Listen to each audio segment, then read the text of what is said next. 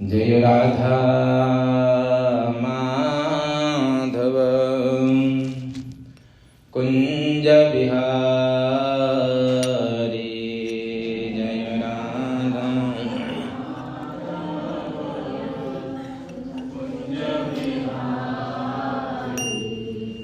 जय राधा जय राधा माधव कुंज बिहारी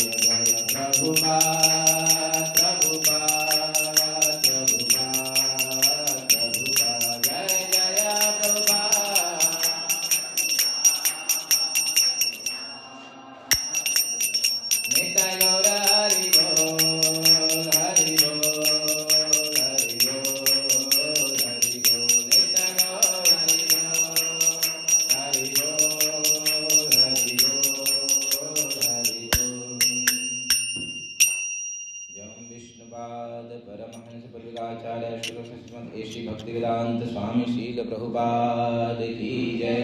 जय ओम विष्णुपाद परमहंस परिव्राजकाचार्य श्रीमद् भक्ति सिद्धांत सरस्वती ठाकुर शील प्रभुपाद की जय। जय ओम विष्णुपाद परमहंस परिव्राजकाचार्य डिवाइन ग्रेस श्री भक्तिवेदांत स्वामी शील प्रभुपाद की जय। निताय गौर कृपानंदे जय श्री जगन्नाथ बलदेव सुभद्रा महारानी की जय। श्री गौर निताय की जय। जय श्री राधा गिरधारी भगवान की जय। श्री राधा गोविंद देव की जय। श्री गौर निताय की जय। नित्यानंद त्रयोदशी महामहोत्सव की जय। श्रील प्रभुपाद की जय। निताय गौर प्रेमानंदे हरि हरि बोल।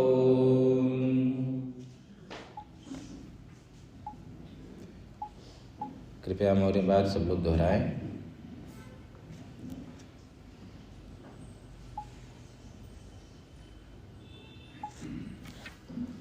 ओम नमो भगवते चैतन्य चंद्राय।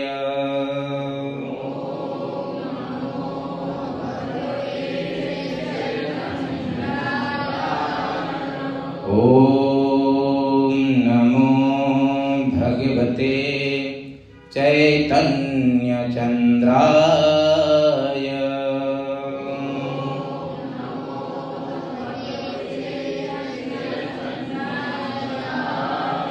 ओम नमो भगवते चैतन्य चंद्राय।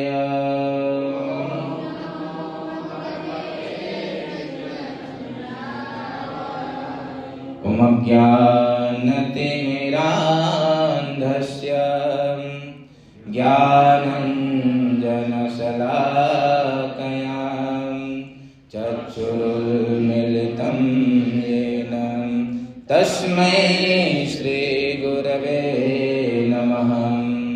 नमो विष्णुपादाय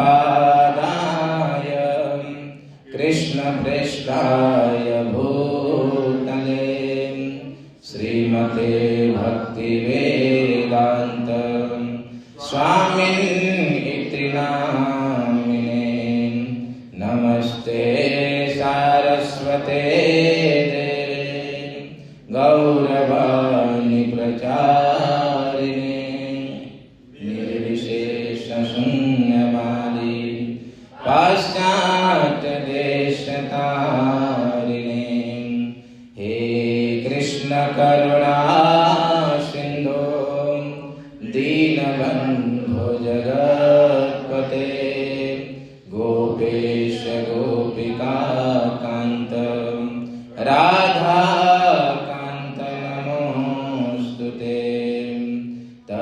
कांचन गौरांगी राधे वृंदावनेश्वरी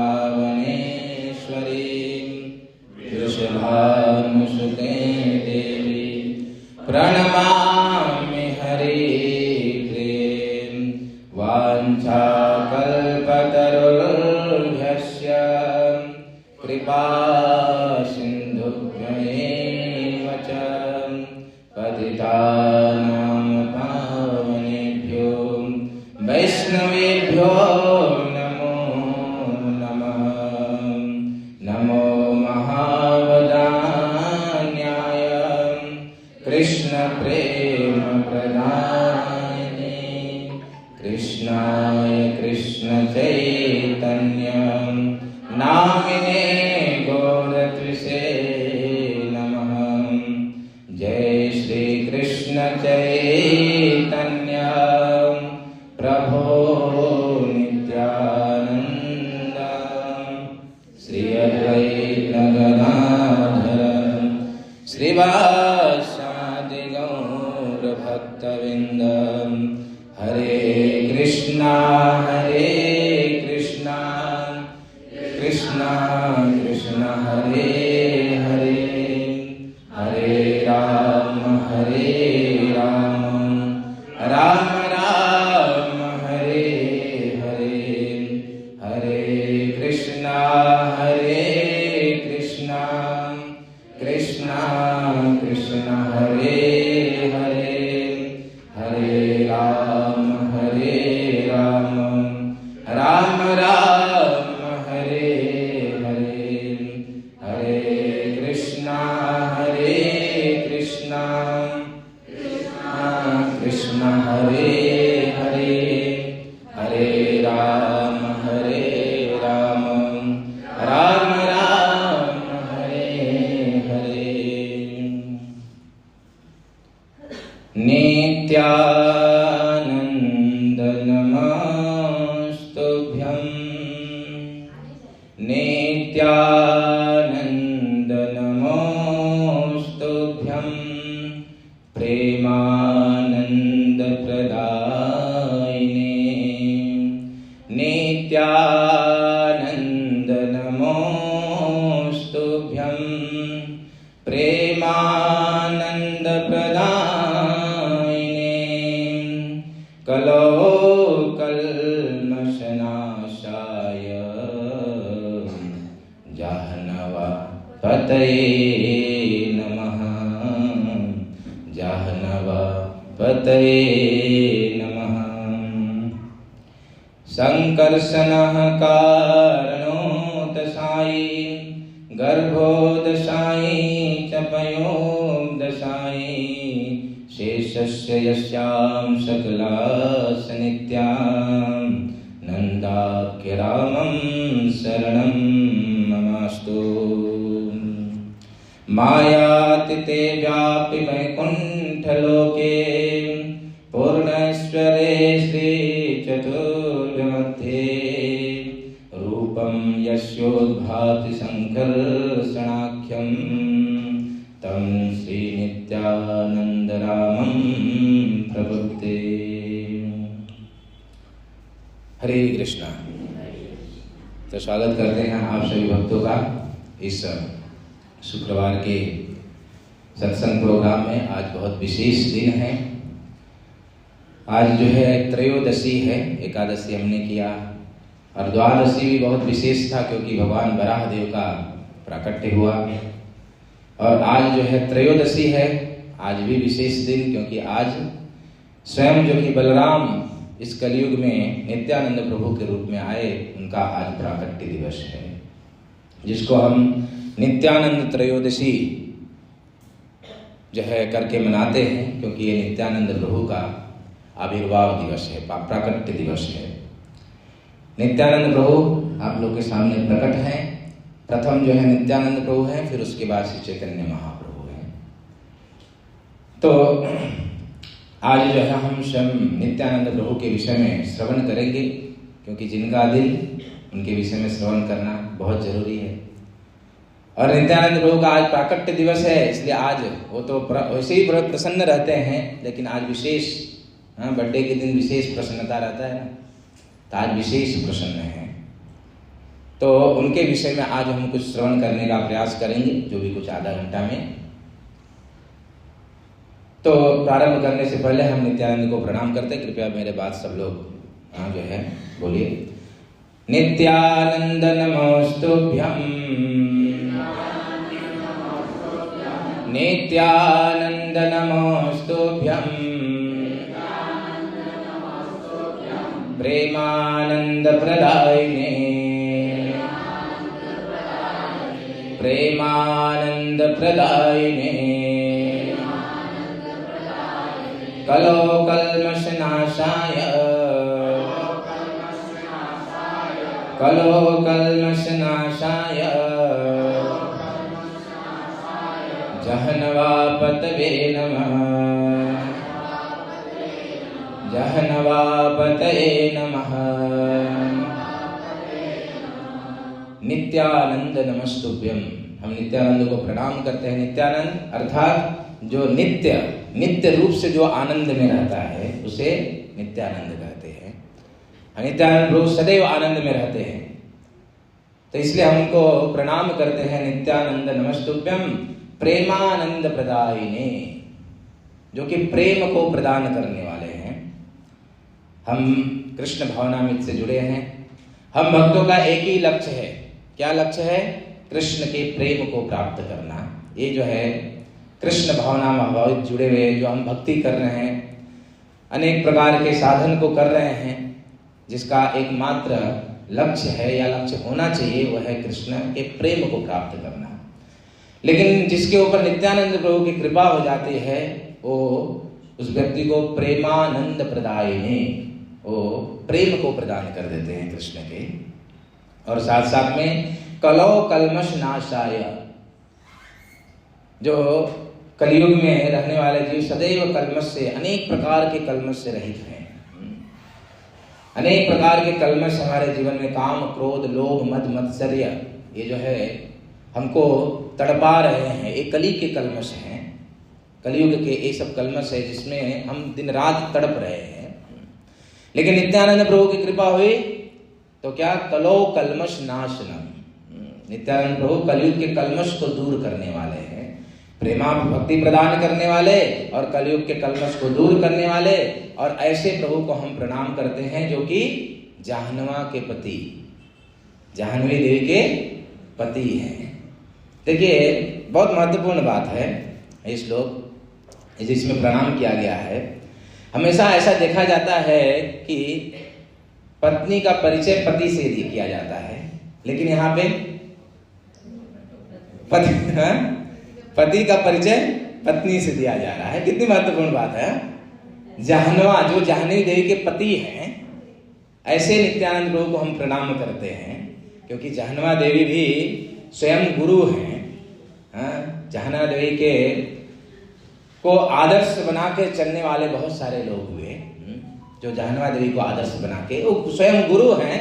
इसलिए यहाँ पे नित्यानंद प्रभु को बताते हुए, उनका प्रणाम करते हुए कि जो जाह्नवा देवी के पति हैं, ऐसे नित्यानंद प्रभु को हम प्रणाम करते हैं। कृपया मेरी बात दोहराइए। जय जय श्री चैतन्य जय नित्यानंद,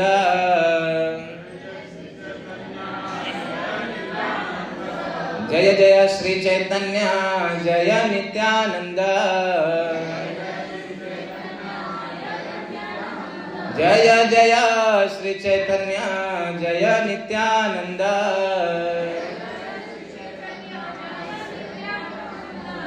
जय द्वैत चंद्र जय गौर भक्त वृंद, जय द्वैत चंद्र जय गौर भक्त वृंद, जय द्वैत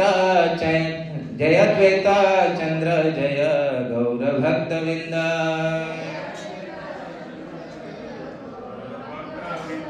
श्री चैतन्य महाप्रभु की जय हो, नित्यानंद प्रभु की जय हो, अद्वैत आचार्य की जय हो और समस्त गौर भक्तों की जय हो। कृष्णाज कविराज गोस्वामी चैतन्य महाप्रभु की लीला, नित्यानंद प्रभु की लीला को श्रवण कराते हुए सर्वप्रथम उनको प्रणाम करते हैं, फिर उसके बाद अनेक लीलाओं का चर्चा करते हैं। नित्यानंद प्रभु के विषय में आज हम श्रवण करेंगे। नित्यानंद प्रभु जो कि ये नित्यानंद प्रभु का सर्वश्रेष्ठ करुणामय स्वयं बलराम जी हैं। बलराम जी का सबसे करुणामय अवतार अगर कोई है तो वह है नित्यानंद प्रभु, जिनका आज हम आविर्भाव प्राकट्य दिवस मना रहे हैं। देखिए 4 युग है, सतयुग, द्वापर, त्रेता और कलयुग। हम कौन से युग में बैठे हैं? कलयुग में। तो 4 युग में स्वयं बलराम जी कृष्ण अलग अलग रूप में अलग अलग अवतार लेते हैं, अलग अलग युगों में। ये जो बलराम जी है हमेशा कृष्ण के साथ होते हैं। कृष्ण का प्रथम जो है विस्तार वो बलराम के रूप में है, और यही बलराम जो है द्वापर में बलराम जी के रूप में आए, त्रेता में लक्ष्मण के रूप में आए, और कलयुग में किस रूप में आए? नित्यानंद प्रभु के रूप में आए। और ये जो नित्यानंद स्वरूप है, ये नित्यानंद स्वरूप बहुत विशेष स्वरूप है, परम करुणामय अवतार है ये बलराम जी का। वैसे बलराम जी आदि गुरु हैं, बलराम जी आदि गुरु हैं, लेकिन फिर भी उनका करुणा जो है इस कलयुग में प्रकट हुआ। वो कितने कृपालु हैं, कितना करुणामय है, एक कलयुग में प्रकट हुआ। इसलिए कलयुग में बलराम जी का ये सर्वश्रेष्ठ अवतार जो है कौन सा है? नित्यानंद प्रभु का। बलराम जी वैसे आदि गुरु है, लेकिन हम देखते हैं कि अन्य युगों में, द्वापर में बलराम जी आए तो कभी कभी बलराम जी से डर भी लगता है। वैसे आदि गुरु हैं, लेकिन हमने देखा कि लीला के समय में धेनुकासुर को नचा के पटका मारा, प्रलंबासुर को मारा, अनेक राक्षसों को मारा बलराम जी ने, और दुर्योधन का मित्र भी बन गए। जो दुष्ट दुर्योधन उसका मित्र भी बन गए। और साथ में जब युद्ध तय हो गया तो बलराम जी युद्ध में भाग नहीं ले महाभारत के, वो तीर्थाटन करने निकल गए कि हमको युद्ध नहीं करना है। और तीर्थाटन करते करते गए, करते करते जब रोमहर्षण सूत के पास पहुंचे, जो कि भागवत कथा को कह रहे थे, बलराम जी पहुंचे तो उनकी कथा बंद नहीं हुई, प्रणाम नहीं किए, झुके नहीं, और वहां पे एक तिनका उठाकर उसको मार डाला। बेचारा अच्छा खासे कथा कर रहे थे और व्यास आसन पे ही हरि बोल कर दिया। तो कभी कभी बलराम जी से ऐसा डर लगता है, बलराम जी का नाम सुनते, क्योंकि इस प्रकार का, और एकदम बहुत सीरियस रहते थे। वही बलराम जब त्रेता युग में आए तो लक्ष्मण जी का स्वभाव देखिए, और भयंकर। लक्ष्मण जी तो ऐसा समझिए कि बंदूक में गोली लगा के ही बैठते थे, बस उसको दबाने के लिए ही रहता था। इतना क्रोध स्वरूप लक्ष्मण जी का, हमेशा सदैव। वो लक्ष्मण जब भगवान रामचंद्र लक्ष्मण जब सीता के खोज में जब निकले, जब सुग्रीव को, जो कि बाली का उद्धार किया, बाली को मारे और सुग्रीव को राजा बनाए, क्योंकि सुग्रीव बहुत मदद करने वाले थे आगे जाने के लिए। लेकिन हुआ क्या, चतुर्मास आ गया, तो चतुर्मास के समय सुग्रीव का निवेदन हुआ कि प्रभु अब चतुर्मास का समय है, आप चतुर्मास यहीं पे विश्राम करें, चतुर्मास के समय में मैं आगे की रास्ता को बताऊंगा, लेके चलूंगा। चतुर्मास बीत गया। अब भगवान रामचंद्र और लक्ष्मण तो दिन गिन रहे थे ना, क्योंकि उनको तो आगे बढ़ना सीता की खोज में। और इधर क्या हुआ, बाली के जाने के बाद सुग्रीव राजा बना, और सुग्रीव जब राजा बना तो भोग में लग गया, भूल गया चतुर्मास कब निकल गया। कई दिन बीत गए चतुर्मास के बाद, सुग्रीव गया नहीं भगवान के पास। जब भगवान के पास नहीं गया तो भगवान ने एक दिन लक्ष्मण को बोला, लक्ष्मण जाओ थोड़ा से याद दिलाओ सुग्रीव को, और उसको एक संकेत दो कि बाली को जिस रास्ते भेजा उस रास्ते उसको भी मैं भेज सकता हूं। भोग में लग गया, और इस प्रकार का संकेत। तो लक्ष्मण जी तुरंत क्रोध हो गए, प्रभु संकेत क्या देना बताइए, उसको भेज के आता हूं। लक्ष्मण जी पूर्ण क्रोध में, समझिए लक्ष्मण जी हमेशा तवे के ऊपर ही रहते थे, बस आज्ञा मिलने की तुरंत मार देंगे। यही बलराम जो नित्यानंद प्रभु के रूप, यही लक्ष्मण जो नित्यानंद प्रभु के रूप में कलयुग में आए। लेकिन अन्य युगों में उनका क्रोध वाला स्वरूप, सुपुनका का नाक काट दिया। सुपुनका जानते हो ना, सुपुनका आई थी प्रपोजल लेके भगवान राम। जब उसको पता चला है, उसने जब सुना है बात की, दो पुरुष जो है बहुत सुंदर इस जंगल में विचरण कर रहे हैं, केवल सुन सुन के सुपुनका के जो है प्रेम जो है आकर्षित हुई प्रभु रामचंद्र के प्रति। सुंदर रूप स्वरूप धारण किया सुपुनका, और जाके प्रभु रामचंद्र के पास प्रपोजल दिया कि मैं आपसे विवाह करना चाहती हूँ। कैसा लगता है, एक स्वयं लड़की प्रपोजल लेके जा रही कि मैं आपसे शादी करना चाहती हूँ, आप मुझसे शादी करो। प्रभु रामचंद्र ने कहा कि देखो मैं नहीं कर सकता विवाह, क्योंकि मैं एक पत्नी व्रत, एक वचनधारी, एक बाणधारी, मैं वचनबद्ध हूं और मैं विवाह नहीं कर सकता। तुम एक काम करो, लक्ष्मण के पास जाओ, तुम्हारा जो है प्रपोजल लक्ष्मण के पास लेकर जाओ। सुपुनका जो है लक्ष्मण के पास गई। लक्ष्मण ने कहा कि सुपुनका देखो, तुम्हें डिसाइड करो पहले कि तुमको रानी बनना है या दासी बनना है। तो बोली रानी बनना है। बोला रानी बनना है तो उधर जाओ, क्योंकि मुझसे विवाह करोगे तो मैं दास हूं रामचंद्र का, तुम दासी बनोगी, लेकिन रामचंद्र से विवाह करोगी तो महारानी बनोगी, इसलिए उधर जाओ। दोनों ने क्या किया, उसको फुटबॉल की तरह इधर से उधर, उधर से उधर, उधर से उधर केवल भेजते रह गए। और आप सभी जानते हैं कि सुपुनका का नाक कट गया, लेकिन प्रपोजल एक्सेप्ट नहीं हुआ। नाक काट दिया। लक्ष्मण जी को बाद में क्रोध आया, उसका नाक उड़ा दिया, बेचारी को बदसूरत बना दिया। इतना क्रोध। मैं कभी कभी ये बोलता हूँ ना, मैं विचार करता हूँ कि सुपुनका गलत जगह गई थी। गलत जगह गई थी। अगर वही शकुंतला कृष्ण के पास प्रपोजल लेके आती तो कृष्ण कहते हैं बहुत अच्छी बात, आ जाओ, तुम्हारी बहन को भी लेकर आओ, तुम्हारी सखी को भी लेकर आओ, और कोई है दो चार तो उसको भी लेकर आओ, क्योंकि कृष्ण जो है रसिक शेखर है, सभी रसों के भोक्ता है। वो सबको एक्सेप्ट करते हैं। लेकिन भगवान रामचंद्र तो मर्यादा पुरुषोत्तम भगवान है।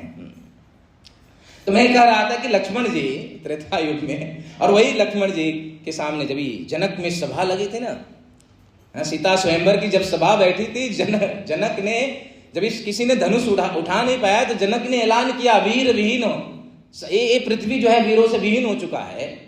इस प्रकार के ऐलान करने लगे तो लक्ष्मण तो उठ के खड़े हो गए, सीट के ऊपर खड़े हो गए, सावधान जनक, एक शब्द भी आगे मत बढ़ना है।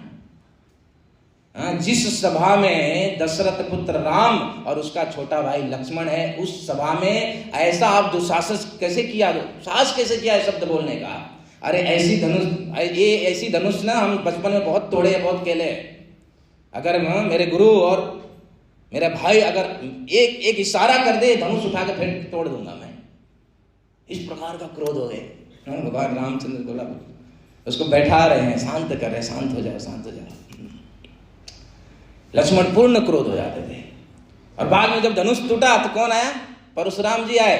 कौन धनुष तोड़ा, कितने दुशासन किया, इतना ना परशुराम जी इतना क्रोधित हो। परशुराम का क्या क्रोध था, 21 बार क्षत्रियों को मारने वाले परशुराम धनुष टूटते ही जब आए उस सभा में क्रोध हो गए, खोज रहे कौन, किसने साहस किया है धनुष तोड़ने का।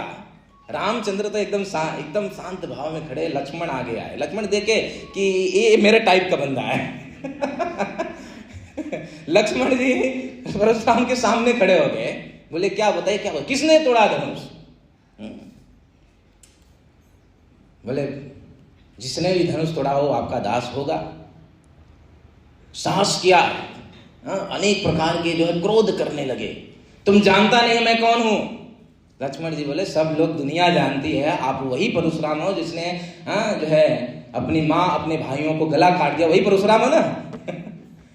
इतना क्रोध, जितना वो क्रोध लक्ष्मण भी उसी प्रकार का जवाब। बहुत लंबी प्रसंग है, किस प्रकार से परशुराम और लक्ष्मण के बीच में जो है जो बाणों जो है शब्द के बाण जो चले ना, बहुत अद्भुत है, बहुत अद्भुत। तो यही बलराम जो है कृष्ण लीला में आते हैं तो देखते हैं कि कभी क्रोधित हो जाते हैं। यही बलराम जो है त्रेता में जब लक्ष्मण के रूप में आते हैं तो भी उनका क्रोध देखा गया। लेकिन यही बलराम इस कलयुग में जब चैतन्य लीला में इस कलयुग में जब आए, जब नित्यानंद प्रभु के रूप में जिनका हम जन्म दिवस आज मना रहे हैं, जिनका परम करुणामय रूप देखा गया, किसी एक व्यक्ति की भी हत्या नहीं किया पूरी लीला में, एक का भी हत्या नहीं किया, बल्कि जिसने तकलीफ दिया उसको गले लगाकर प्रेम प्रदान किया। परम प्रेम प्रदायी ने, हम प्रणाम मंत्र में सुने ना, प्रेम प्रदान किया उसको गले लगाकर नित्यानंद प्रभु, परम करुणा में अवतार। और चैतन्य महाप्रभु का आदेश हरिदास ठाकुर और नित्यानंद प्रभु को कि जाओ घर घर जाके लोगों को हरिनाम दो, क्योंकि इसके लिए आए थे, वही प्रेम प्रदान करने के लिए आए थे। चैतन्य महाप्रभु घर घर जाकर भिक्षा मांगते थे। क्या भिक्षा मांगते थे पता है? हरिनाम लो। घर घर जाके दरवाजा खटखटाते थे। लोगों को लगता था कि कोई भिखारी आया है, भिक्षा लेकर आते थे घर के अंदर से, लेकिन हाथ जोड़कर हमको भिक्षा नहीं चाहिए, हमको एक ही भिक्षा चाहिए, आप हरि बोलो, हरे कृष्ण बोलो, हरे कृष्णा कृष्णा कृष्णा हरे हरे, हरे राम राम राम हरे हरे। अगर आप हरिनाम, हरि का नाम लेते हैं, कृष्ण का नाम लेंगे अगर, तो आजीवन, ये नित्यानंद प्रभु के शब्द हैं, आप कृष्ण के नाम लीजिए। अगर आप कृष्ण के नाम लेते हैं तो मैं वादा करता हूं कि मैं आजीवन आपका दास बन के रहूंगा। क्या करुणा देखिए नित्यानंद प्रभु की। इस प्रकार से नरोत्तम दास ठाकुर कहते हैं, दीन हीन छट छीलो हरि नाम उद्धारी लो, तार साक्षी जगाई मगाई। नरोत्तम दास ठाकुर कहते हैं कि इनकी करुणा तो देखी जाती है कि जब किस प्रकार से जगाई मगाई, जैसे एकदम भयंकर असुर जिसके सामने रावण भी कुछ भी नहीं था, ऐसे असुर थे ये, ऐसे पापी थे, इतने पापी कि नित्यानंद प्रभु ने इन पापियों का भी उद्धार किया। ये बड़ी लंबी प्रसंग है, मेरे पास समय नहीं क्योंकि मुझे एक जगह और जाना है, लेकिन इतना ही समझिए कि ये ऐसे पापी थे, वे ब्राह्मण थे, वेद पाठी ब्राह्मण थे, और वेदों को पढ़ के उसके विरुद्ध काम करते थे। जो वेदों में लिखा गया, माने एक एक अध्याय को पढ़ते थे, उस अध्याय में वेद में क्या लिखा गया है उसके विपरीत कार्य करते थे। ऐसे महान पापी थे ये जगाई मगाई। प्रचार करते करते लोगों का हरिनाम उच्चारण कराते कराते कराते कराते जब ही नित्यानंद प्रभु इन लोगों के पास जब पहुंचे, ये हमेशा नशे में मदिरा पान करके हमेशा नशे में धुत रहते थे और लोगों को केवल तकलीफ ही देते थे।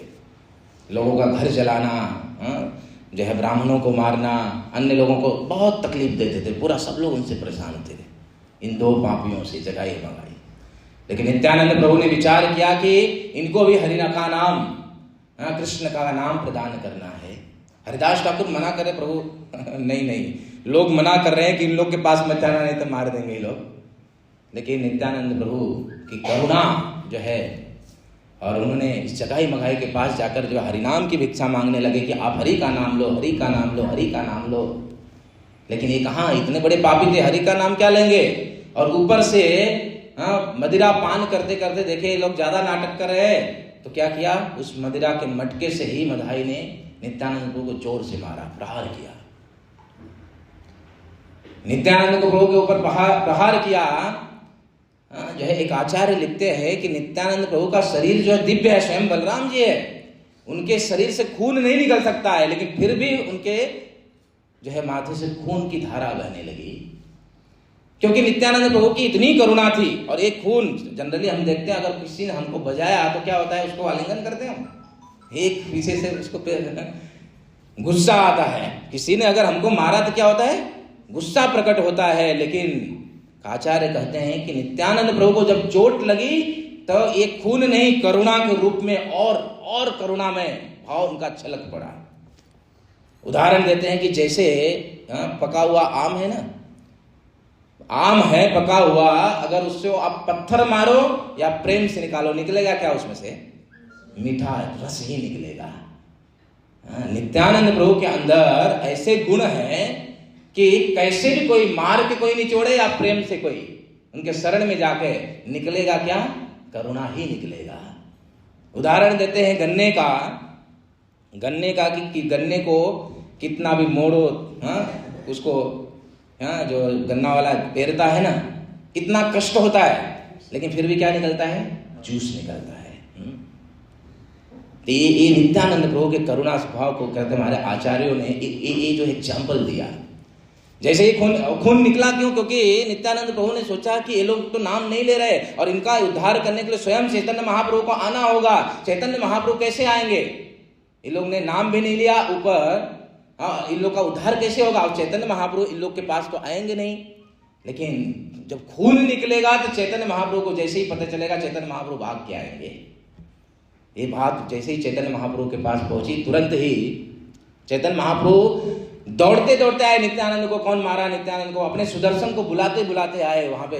चैतन्य महाप्रभु भी इस लीला में क्रोध हुआ, लेकिन नित्यानंद प्रभु के सामने आए। नित्यानंद प्रभु ने चैतन्य महाप्रभु को क्रोध को शांत किया। आप इनके ऊपर क्रोध करेंगे, इस कलयुग में तो असंख्य लोग ऐसे पड़े हुए हैं, कितने लोग के ऊपर क्रोध करेंगे।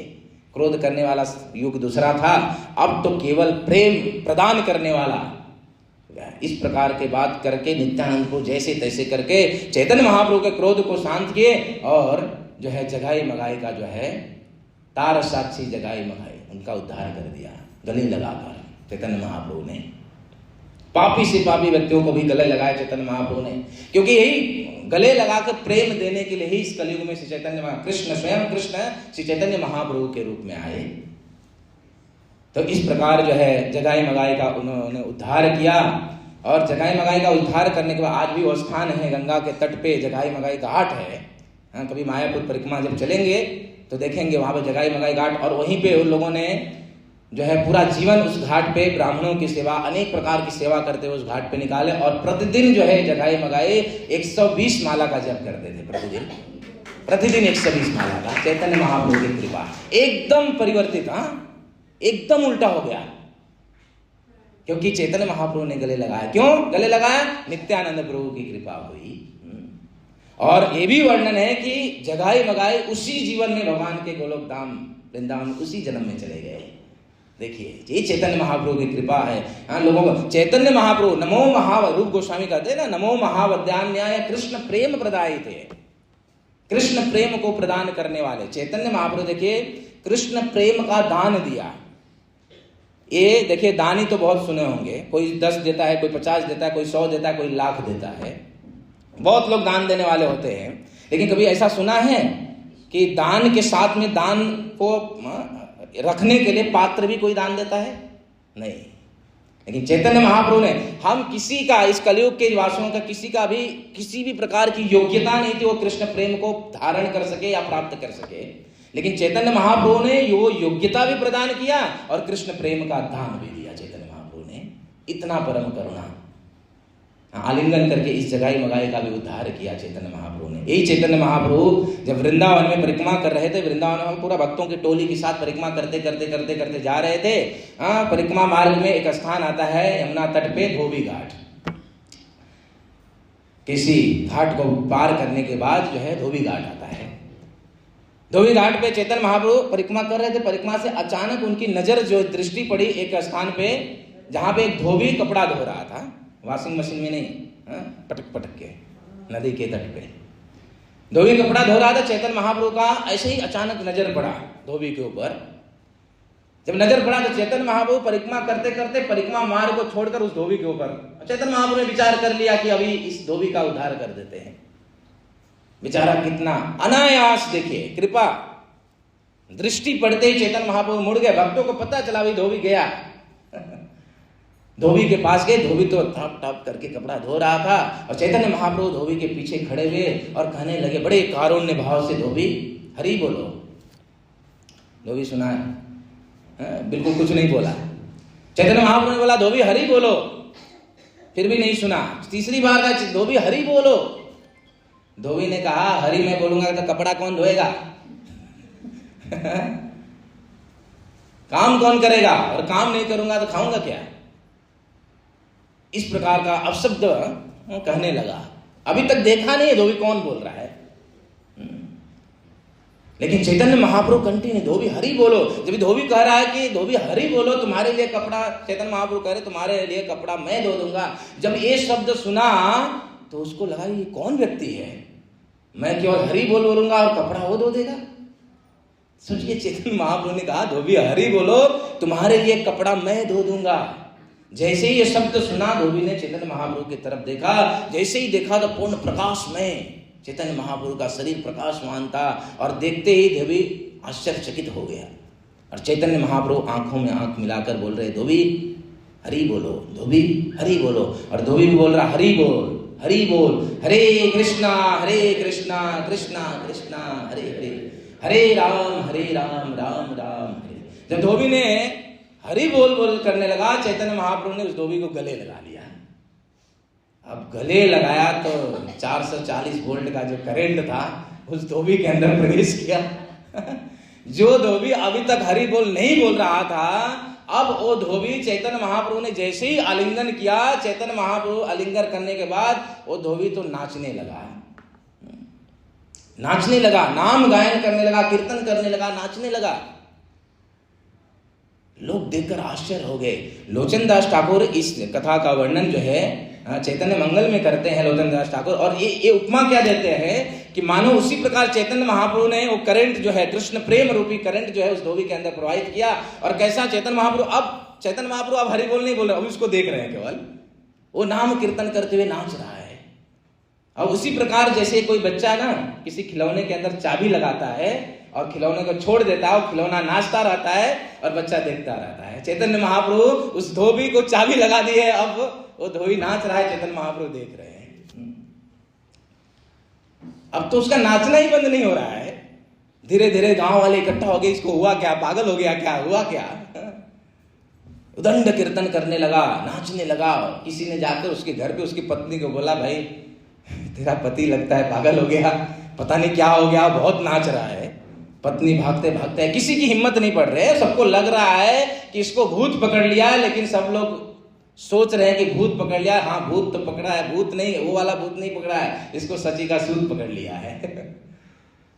पत्नी भाग कर आई, किसी का हिम्मत हो नहीं रहा है, लेकिन पत्नी तो वास्तव में पत्नी है, उन्हें समझा रहे पतिदेव क्या कर रहे हो, इस प्रकार का आप नाच रहे हो, मंदिर तो बहुत बार गए हम, लेकिन आप पीछे खड़े होकर भक्त बुलाते भी थे तो भी नहीं नाचते थे, शर्म के मारे पीछे साइड हो जाते थे, आज इस प्रकार का नाच रहे हो। लेकिन उसको तो प्रेम मिल गया था, प्रेम नाम कीर्तन कर रहा था, और इस प्रकार से दो भी नाम कीर्तन। और पत्नी ने क्या किया, उसको रोकने के लिए, किसी का हिम्मत नहीं पड़ा, लेकिन पत्नी ने रोकने के लिए उसको रुका, पतिदेव रुकिए रुकिए रुकिए, जैसे ही पकड़ा वो करंट उस पत्नी के अंदर भी प्रवेश कर गया और वो भी नाचने लगी, हरे कृष्णा कृष्णा कृष्णा हरे हरे, हरे राम राम राम हरे हरे। तो इस प्रकार जो है चैतन्य महाप्रभु ने, नित्यानंद प्रभु ने केवल प्रेम प्रदान किया लोगों को, क्रोध नहीं किया।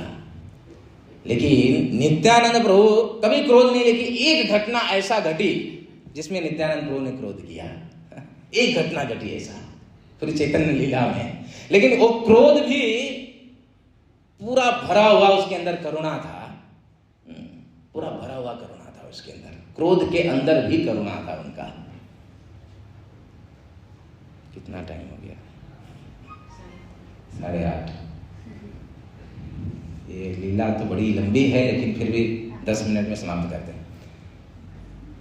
नित्यानंद प्रभु जो कभी क्रोध नहीं करने वाले, अक्रोध परमानंद नित्यानंद, अक्रोध नहीं क्रोध करने वाले नित्यानंद प्रभु, जो कभी नहीं क्रोध करने वाले, अभिमान शून्य है, बिल्कुल अभिमान से शून्य नित्यानंद प्रभु, केवल लोगों को कृष्ण प्रेम प्रदान करने वाले ऐसे नित्यानंद प्रभु एक बार क्रोधित हुए, एक बार क्रोधित हुए। लेकिन उस क्रोध में देखिए बड़ी बड़ी सुंदर एक लीला है, चैतन्य चरितामृत में कृष्णदास कविराज गोस्वामी वर्णन करते हैं कि चैतन्य महाप्रभु का एक भक्त हुए जिनका नाम था शिवानंद सेन।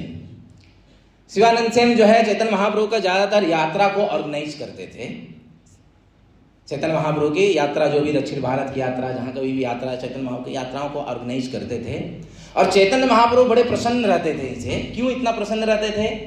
क्योंकि ये केवल यात्रा ऑर्गेनाइज ही नहीं करते थे, बल्कि यात्रा में इतने लोगों को लेके जाते जो सक्षम नहीं है, उसका भी पैसा भर के, पैसा उसको जो भी एक्सपेंस लगता है उसका यात्रा में, वो स्वयं देते थे और उसको यात्रा में लेके जाते थे। इसलिए चैतन्य महाप्रभु बड़े प्रसन्न रहते थे शिवानंद सेन के ऊपर।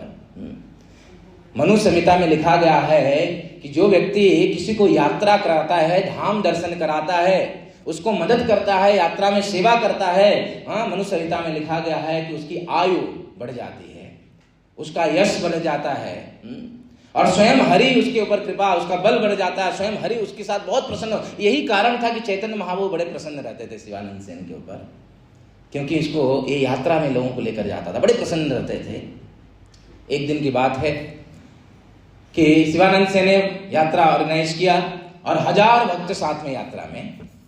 सुनिएगा, बड़ी बड़ी बड़ी सुंदर प्रसंग, बहुत शिक्षाप्रद प्रसंग है और हृदय को छूने वाला प्रसंग है।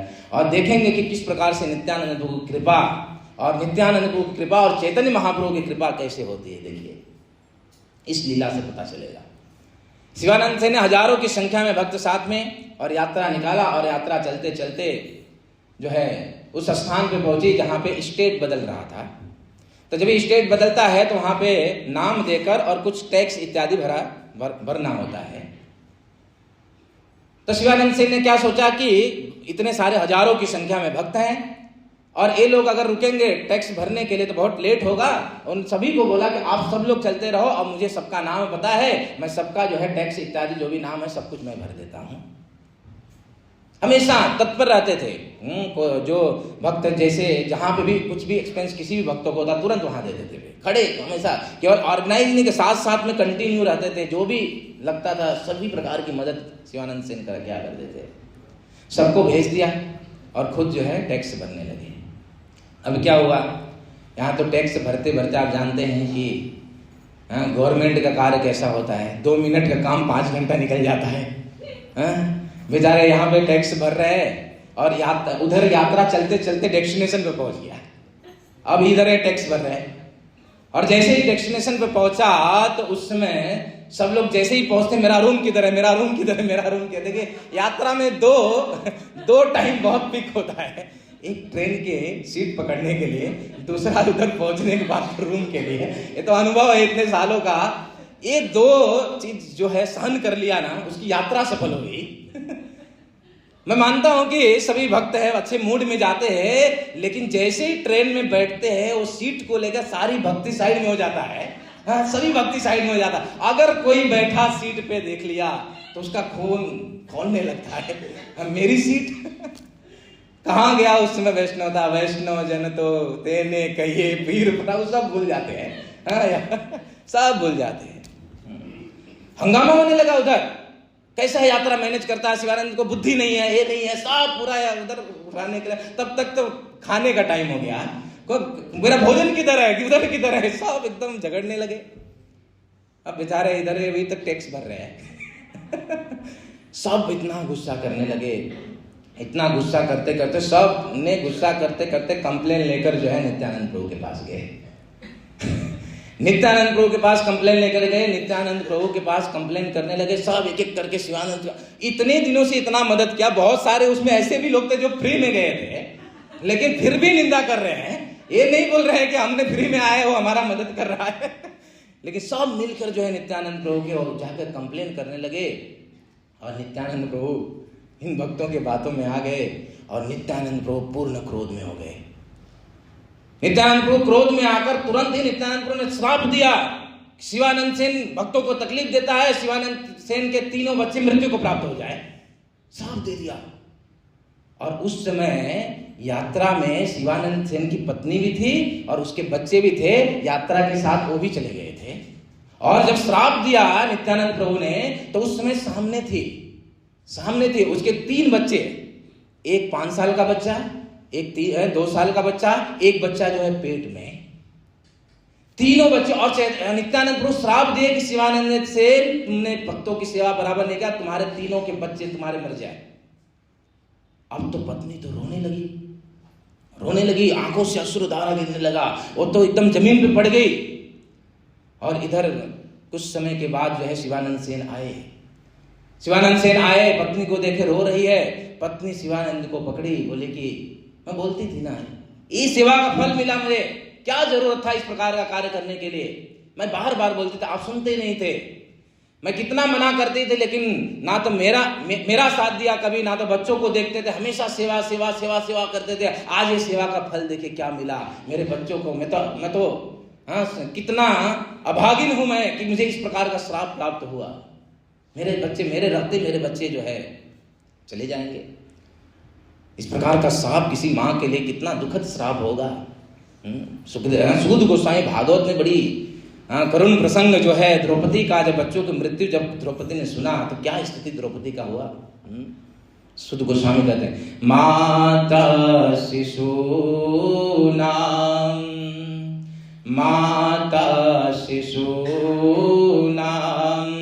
निधनं सुतानां निशम्य घोरं परिताप्यमानम्। एक माता अपने बच्चे की मृत्यु का खबर सुनकर, कितना दर्द उस माँ के ऊपर। शिवानंद सेन उसको समझा रहे हैं कि देखो, ये निश्चित रूप से नित्यानंद प्रभु की कुछ योजना रहेगी, तुम चिंता मत करो। नित्यानंद प्रभु के पास मैं जाता हूं, मैं नित्यानंद प्रभु से उनसे माफी मांगता हूं।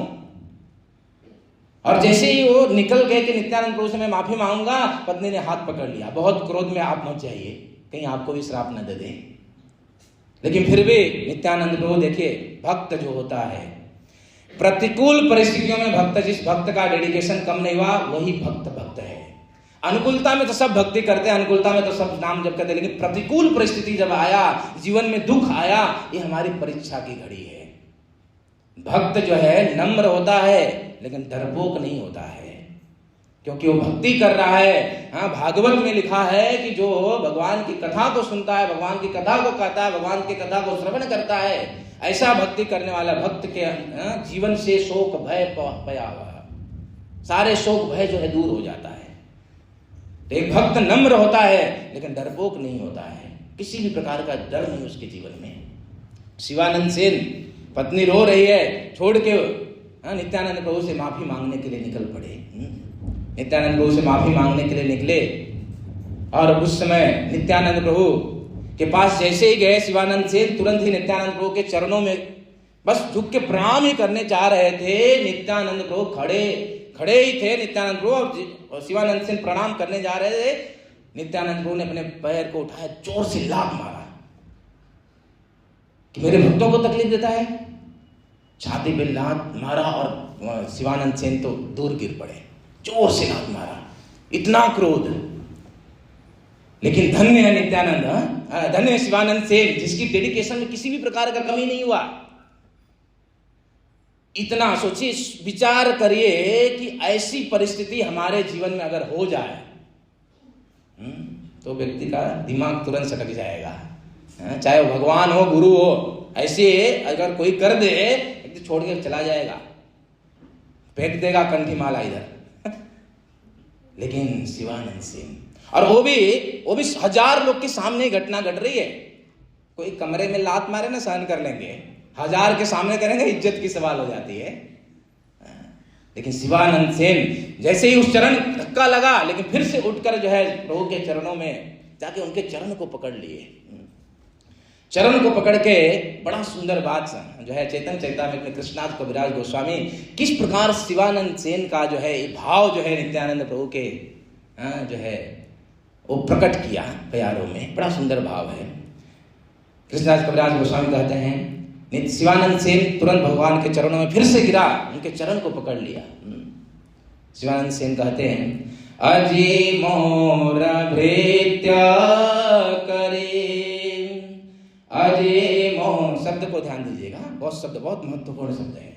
अजी मोर भृत्य करे अंगीकार केला, अजी मोर भृत्य करे अंगीकार केला, जना अपराध भृत्य तेना फल देला। शिवानंद सेन कह रहे हैं कि प्रभु आज मुझे विश्वास हो गया कि आज आपने अपना भृत्य, आपने सेवक मान लिया मुझे। आज मुझे विश्वास हुआ, क्योंकि भगवान को टाइम नहीं है किसी को लात मारने के लिए। लेकिन आज आपने मुझे लात मारा। एक लात वही मार सकता है जो ये समझ लिया कि ये मेरा सेवक है या मैं उससे प्रेम करते हैं। आज आपने प्रकट कर दिया कि आप मुझसे बहुत प्रेम करते हो। और मेरा क्या, मैंने जिस प्रकार का अपराध किया वो फल मुझे प्राप्त हुआ। मैंने गलती किया, वो फल मुझे प्राप्त हुआ। एक पिता अपने बच्चे को मारता है तब जब उस बच्चे से प्रेम करता है, नहीं तो दूसरे को बच्चे को मार के देखिए। हिम्मत है तो दूसरे के बच्चे को मार के देखिए। प्रभु आज मुझे विश्वास हो गया, आज मोर भृत्य करे, आपने अंगीकार कर लिया मुझे। आज आपने जो है मुझे सर्टिफिकेट दे दिया कि मैं आपका सेवक हूं। ईश्वर उसी को लात मारता है जिसको वो अपना मानता है। भक्ति करते हैं, दुख आ रहा है, इसका मतलब भगवान दुख दे रहे हैं। उसको एक प्रतिकूल भगवान की कृपा है, इस प्रतिकूल कृपा को बचाने का प्रयास करिएगा। हम प्रतिकूल कृपा जब होती है ना भगवान की, उसमें फेल हो जाते हैं। हमारा डेडिकेशन खत्म हो जाता है, डेडिकेशन चला जाता है। प्रतिकूल कृपा को जिसने बचाया, सीखना चाहिए शिवानंद सेन से। कितनी श्राप मिल गया, पत्नी रो रही है, बच्चे को मरने का श्राप मिल चुका है, लेकिन भाव देखिए कितना, इससे बड़ी प्रतिकूलता क्या हो सकती है उसके जीवन में। लेकिन क्या भाव है देखिए नित्यानंद प्रभु के चरण कमलों में। नित्यानंद प्रभु अब तो चरण पकड़ लिया, अब तो छुड़ा रहे हो चरण को, अब चरण छोड़ नहीं रहा है। और चरण पकड़कर शिवानंद सेन आगे कहते हैं, ब्रह्मार दुर्लभ तुम्हार, ब्रह्मार दुर्लभ तुम्हार श्री चरण रेणु, ब्रह्मार दुर्लभ तुम्हार श्री चरण रेणु। ब्रह्मा को, मुझे पता है प्रभु ये चरण ब्रह्मा को भी दुर्लभ है, आपके चरण प्राप्त करना है ब्रह्मा को भी दुर्लभ है, ये मुझे भली बात पता है। हे ना स्पर्श चरण मोरा अधर तनु, आपका ये चरण स्पर्श हुआ, ये मेरा सौभाग्य है। और मेरी सौभाग्य क्या क्या बात करो प्रभु, मेरे तो ये मनुष्य जीवन मेरा सफल हो चुका आज। इस 84 के चक्कर में हम पड़े हुए हैं, आज मेरा मनुष्य जीवन सफल हो गया, क्योंकि आपके चरण जो है मेरे शरीर के ऊपर आपके चरण आए, आज तो मैं पवित्र धन्य हो गया। आज मोर सफल हैला मनुष्य जन्म, आज मोर सफल हैला मनुष्य जन्म, आज पाइलो कृष्ण भक्ति धर्म अर्थ मोक्ष। आज मेरा धर्म अर्थ मोक्ष सब कुछ मुझे प्राप्त हो गया, आज आपकी भक्ति मुझे प्राप्त हो गई, आपका प्रेम प्राप्त हो गया प्रभु।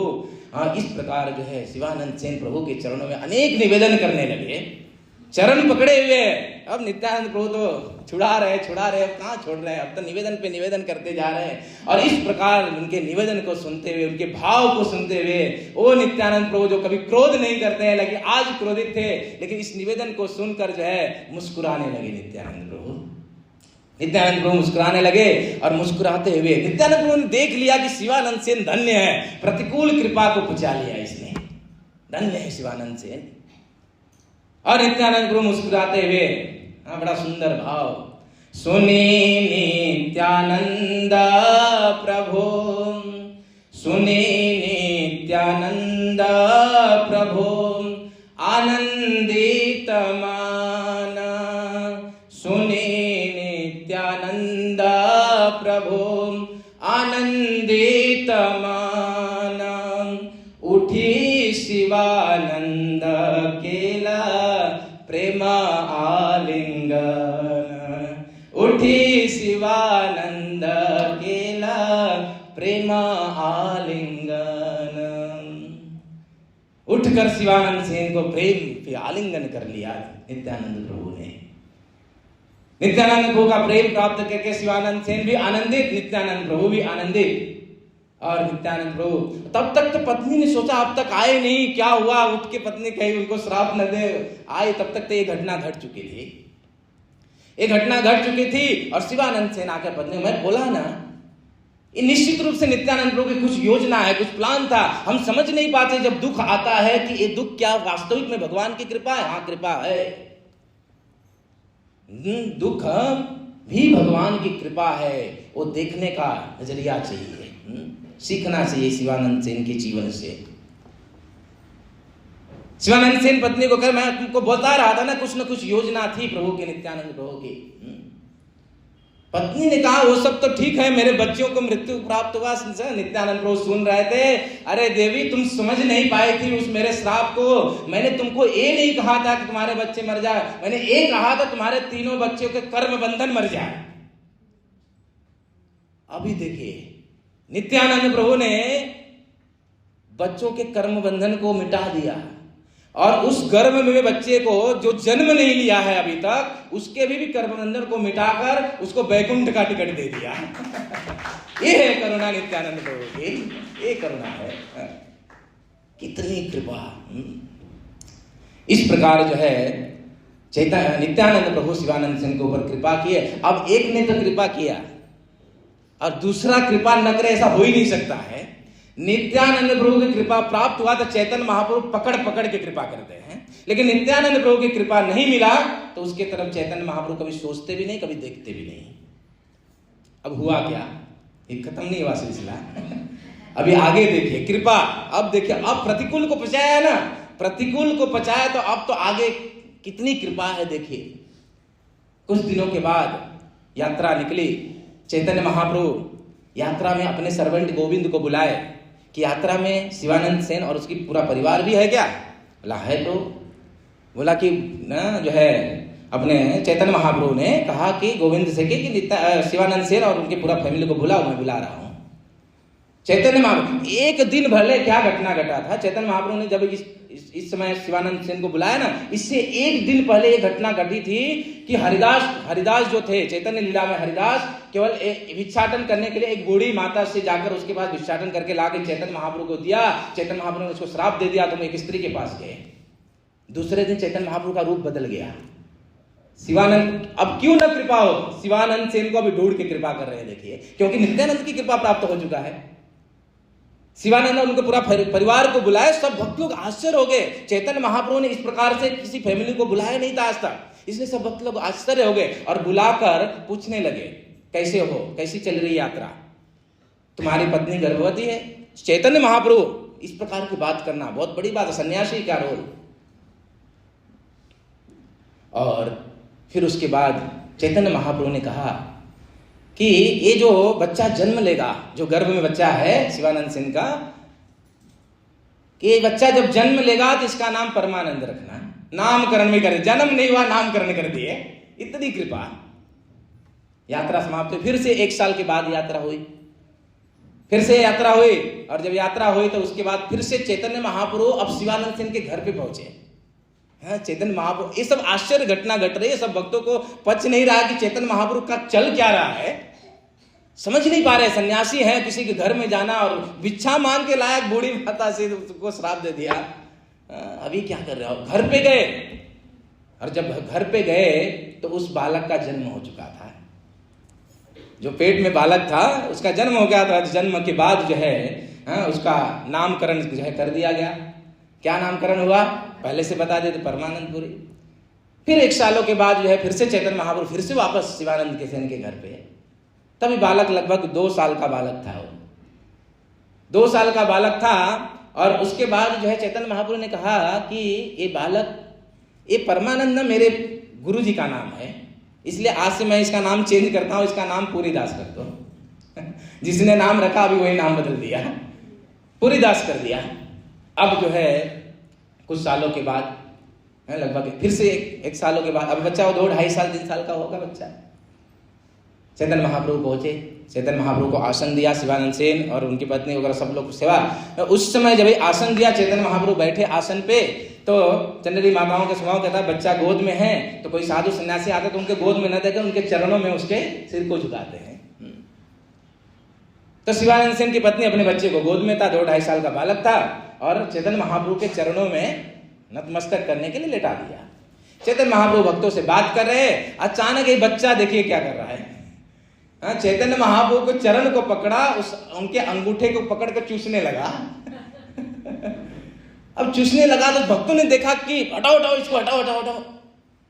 चैतन्य महाप्रभु ने सब लोग को शांत किया, शांत रहो, तुम लोग अपना काम करो, वो अपना काम कर रहा है। सबको शांत कर दिया। और वर्णन है कि पूरा 1 घंटा वो बालक ने चैतन्य महाप्रभु के अंगूठे को चूसा। चैतन्य महाप्रभु के अंगूठे के 1 घंटा चूसा उसने। उसके बाद 5 साल बीते, 5 साल के बाद फिर से चैतन्य महाप्रभु वापस घर पे, शिवानंद सेन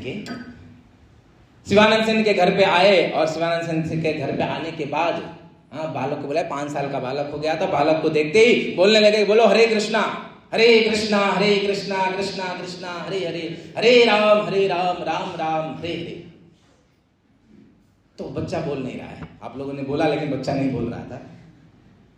2-3 बार हरि बोल करके हरे कृष्णा बोलो, इस प्रकार चैतन्य महाप्रभु उस बच्चे को बोल रहे, कुछ बोल ही नहीं रहा है। चैतन्य महाप्रभु ने स्वरूप दामोदर को बोला, स्वरूप दामोदर ये बच्चा गूंगा है क्या? स्वरूप दामोदर ने बोला, प्रभु गूंगा नहीं है, ये जो मंत्र आपने उसको दिया वो आपको अपना गुरु मानता है, ये गुरु मंत्र है करके ये बोल नहीं रहा है आपके सामने। तब चैतन्य महाप्रभु ने कहा कि अच्छा ये बात है। तो उस बालक को कहा, तुम कृष्ण के बारे में कुछ सुनाओ, कृष्ण के बारे में कुछ बताओ। जैसे ही ये शब्द चैतन्य महाप्रभु ने कहा कृष्ण के बारे में बताओ, उस बच्चे ने कुछ मिनटों में जो है सैकड़ों श्लोकों को बोला और कृष्ण की लीलाओं की चर्चा करने लगा। इतना तेज, और सब भक्त लोग दे रहे, बहुत छोटा से बालक इतना श्लोकों को पढ़ रहा है और इतने सारे गोपियों की लीलाओं को, कृष्ण की मधुर मधुर लीलाओं को इस प्रकार से वर्णन करने लगा श्लोकों के साथ। सब लोग आश्चर्य होकर देखने लगे।